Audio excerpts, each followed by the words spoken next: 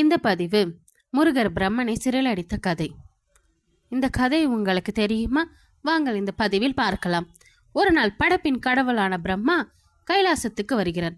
அப்போது சிறுவனாக இருந்தாலும் ஞானத்தில் பெரியவனாக முருகன் அவரை நிறுத்தி கேட்கிறார். ஓம் என்ற அர்த்தம் உங்களுக்கு தெரியுமா? பிரம்மா திணறுகிறார். மந்திரத்தின் உண்மையான அர்த்தத்தை சொல்ல முடியவில்லை. உடனே முருகன் சொல்கிறார், படைப்பை உருவாக்கும் நீயே மந்திரத்தை அர்த்தம் தெரியாமல் எப்படி படைப்பை நீர் நடத்துவாய் என்று முருகன் பிரம்மனை பார்த்து கேட்கிறார்.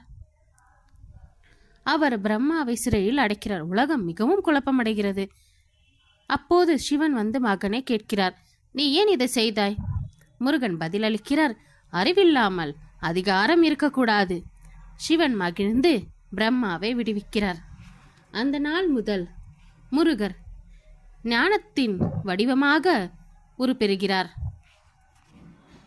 இந்த பதிவு உங்களுக்கு பிடித்திருந்தால் லைக் மற்றும் சப்ஸ்கிரைப் செய்யுங்கள். அடுத்த பதிவை காண நம்ம சேனலை ஃபாலோ செய்யுங்கள்.